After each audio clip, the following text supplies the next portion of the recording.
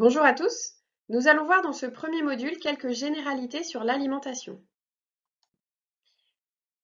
Dans un premier temps, on va refaire un point sur les définitions. Donc le mot nutrition doit être compris comme englobant les questions relatives à l'alimentation et l'activité physique. C'est comme ça qu'il est défini dans le PNNS, le Programme national nutrition santé. L'activité physique, elle correspond au fait de bouger et d'être actif dans toutes ses activités quotidiennes. Vous aurez un module spécifique à ce sujet. Ici, nous allons nous attarder sur l'alimentation qui correspond au fait de manger en prenant en compte les valeurs nutritionnelles, mais aussi gastronomiques des aliments, et bien sûr, le contexte dans lequel est pris le repas. Tout d'abord, nous allons revoir comment se passe la digestion et donc le parcours des aliments qui sont transformés en nutriments dans notre organisme, ainsi que leur rôle spécifique. Une fois mâchés et avalés, les aliments s'engagent dans un véritable périple à l'intérieur du tube digestif. Ils y font alors la rencontre de certaines substances organiques particulières appelées enzymes. À la manière de ciseaux moléculaires, ces enzymes coupent les molécules contenues dans nos aliments en molécules beaucoup plus petites. Ces petites molécules sont absorbées au niveau de l'intestin et rejoignent la circulation sanguine, puis sont dirigées vers les tissus pour être directement utilisées ou bien orientées vers des réserves spécifiques pour y être stockées. Parmi les constituants de nos aliments, on distingue généralement les macros et les micronutriments. Et chacun a sa propre fonction. Les macronutriments sont les glucides, les protéines, les lipides et l'eau. Parmi les glucides, on distingue les glucides simples ou sucres, comme le glucose ou le fructose, et les glucides complexes, comme l'amidon. Leur principal rôle est de donner de l'énergie. Les protéines, qui sont composées d'acides aminés, fournissent entre autres des éléments de construction pour la croissance et la réparation des tissus. Les lipides sont les matières grasses. Ils interviennent notamment dans la structure des membranes cellulaires et dans la synthèse hormonale. Enfin, savez-vous que certains fruits comme la pastèque sont composés à 90% d'eau?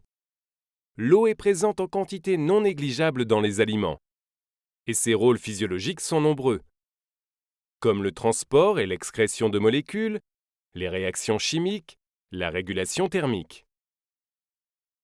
Les aliments sont aussi composés de micronutriments, les minéraux et les vitamines.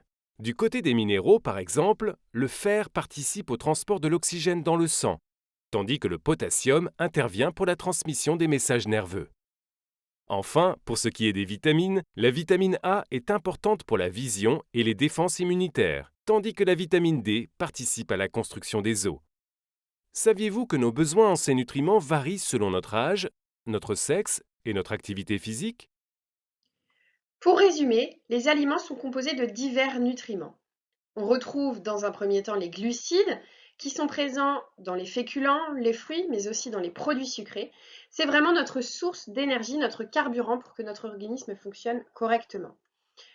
On retrouve ensuite les protéines qui sont présentes dans la viande, le poisson, les œufs, mais aussi les produits laitiers et les légumes secs comme les lentilles, les pois chiches ou les haricots rouges par exemple. Les protéines, elles sont utiles dans la construction cellulaire et tissulaire et elles participent notamment à la constitution de notre masse musculaire. Concernant les lipides, on les retrouve en majorité dans les matières grasses comme le beurre, l'huile ou encore la crème fraîche, mais aussi dans les fruits oléagineux comme les olives ou les noix. Ils sont aussi présents dans différents aliments comme par exemple la viande ou les poissons gras. Les lipides, ils ont un rôle important dans la fluidité et dans la constitution des cellules, mais aussi dans la transmission des messages entre cellules. Pour ce qui est de l'eau, il faut savoir que notre corps est composé à environ 60% d'eau et qu'elle est vitale pour notre organisme. Elle permet le transport de nos molécules, mais aussi l'élimination des déchets métaboliques. En plus des macronutriments, les aliments, ils sont composés de micronutriments qu'on retrouve ici, qui sont des minéraux, des vitamines ou encore des oligoéléments. Chaque micronutriment a un rôle spécifique. Par exemple, le fer, il va permettre le transport de l'oxygène et par exemple, la vitamine C va avoir un rôle antioxydant. Comme évoqué dans la diapo précédente, notre organisme a besoin de tous les macro et micronutriments pour son bon fonctionnement. Ici, vous avez la répartition des besoins en macro et micronutriments selon l'apport énergétique total pour les adultes et les personnes âgées de plus de 70 ans. Premièrement, ce qu'il faut retenir, c'est que les besoins énergétiques totaux sont identiques entre un adulte et une personne âgée.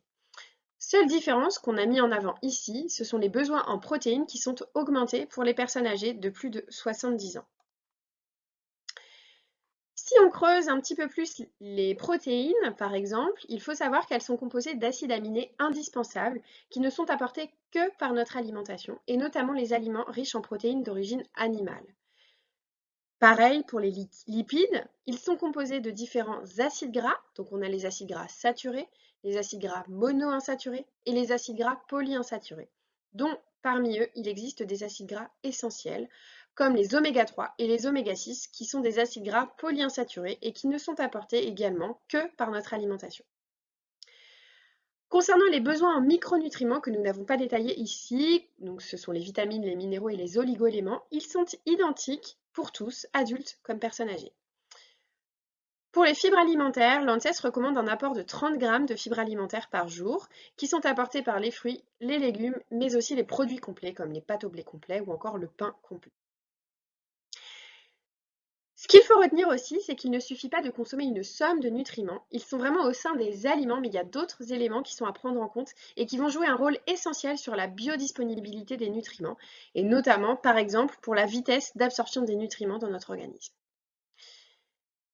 Donc là, nous avons vu un peu en détail les nutriments, leur rôle, ainsi que les besoins des populations. On va maintenant voir concrètement comment on peut couvrir ces besoins en se basant sur les dernières recommandations. Les dernières recommandations du PNNS, Programme national nutrition santé, qui datent de 2019, ont deux messages clés qui sont de manger mieux pour nous aider à faire des meilleurs choix alimentaires et de bouger plus pour adopter un mode de vie plus actif.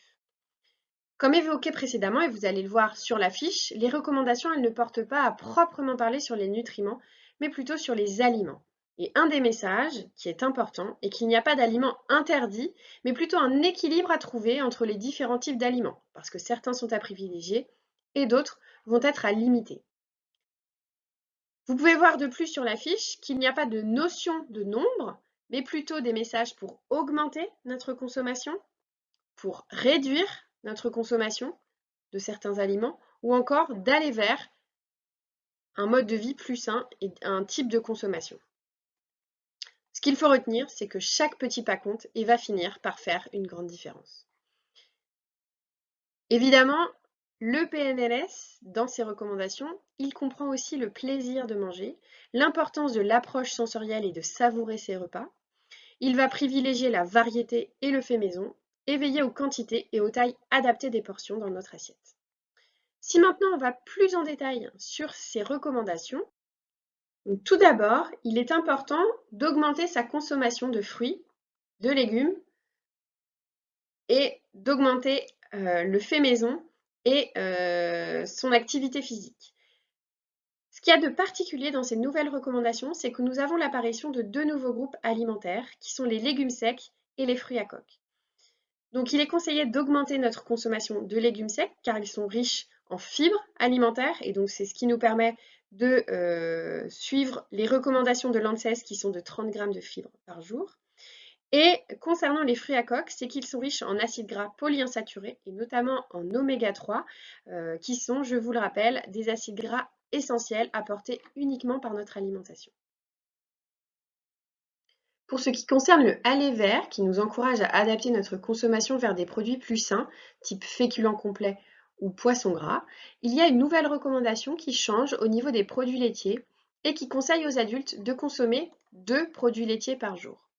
Attention, ce chiffre il est augmenté pour les enfants, les adolescents et aussi les personnes âgées, et notamment grâce à leur apport protéique et calcique qui est intéressant.